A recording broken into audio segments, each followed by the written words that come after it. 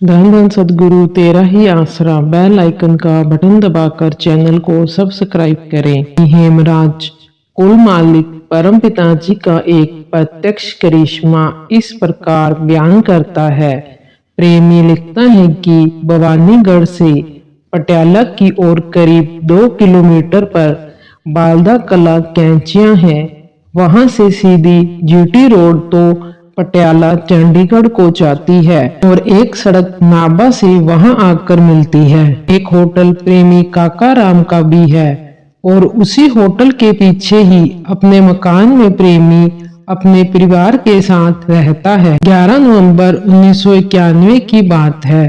प्रेमी काका राम अपनी 5-6 वर्षीय बच्ची मनदीप तथा उसके मामा के साथ कैंचियों की तरफ बाहर घूमने को गई। इसी पर लड़की उनसे कुछ आगे थी।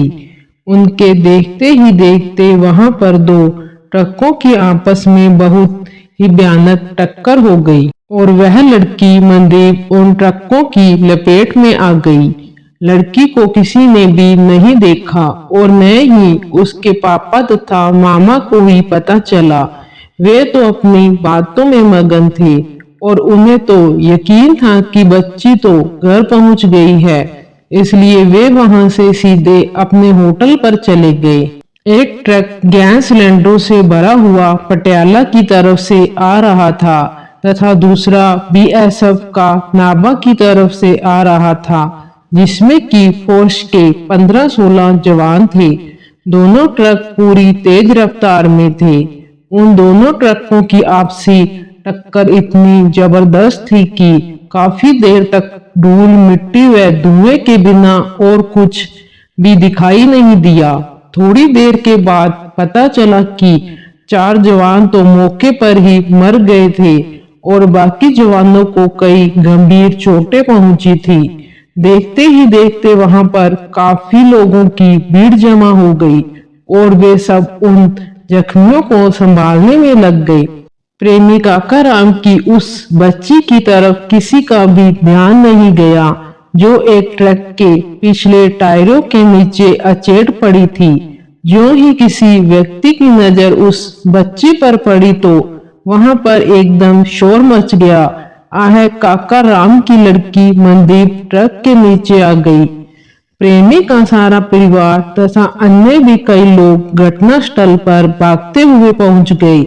सभी लोगों ने अपनी आंखों से बच्ची को उस हालत में पड़े देखा।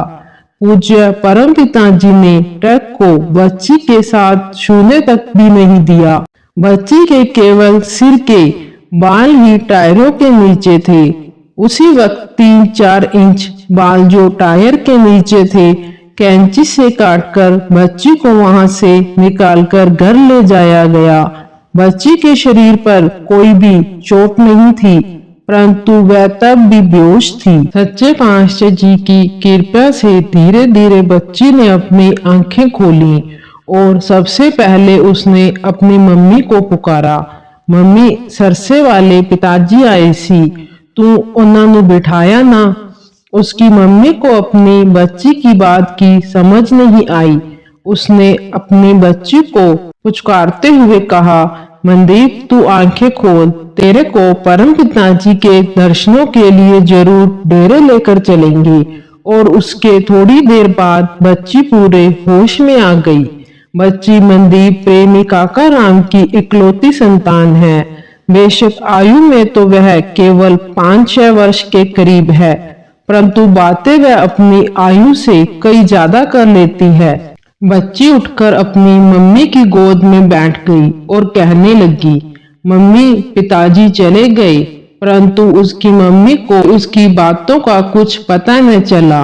मनदीप ने फिर कहा, मम्मी सरसे वाले पिताजी आए सी, ना तू उन्होंने बिठाया ते ना चाह पिलाई, हुण वह चले गए हन, ने ही मैनू बचाया है।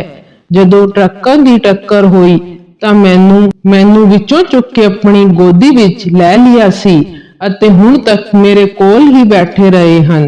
बस अजय हुने ही इत्थों गए हैं। वहां पर मौजूद करीब सभी लोगों ने बच्ची की जुबान से उपयुक्त शब्द सुने। जिससे प्रेमी जनों के अलावा दूसरे लोगों को भी इस बात का एहसास हुआ कि सच्चे सौदे वाले परम पिता शाह सतनाम सिंह जी समय भगवान है। यह बात तो स्पष्ट हो चुकी थी कि प्रेमी काका राम होटल वाले की बच्ची मनदीप की पूज्य परम पिताजी ने आप रक्षा करके अपने प्रेमियों की लाज रखी है, जो कि प्रेमी जनों के लिए बहुत ही गौरव की बात है। कुल मालिक की अपार कृपा के इस अलौकिक करिश्मे की सारे इलाके में कई दिनों तक चर्चा होती रही। आज भी प्रेमी जन बड़े गर्व के साथ यही कहते हैं कि सर्वसम्मत परम पिताजी ने प्रेमी की इकलौती बच्ची की रक्षा करके अपनी संगत का पूरे इलाके में मान बढ़ाया है।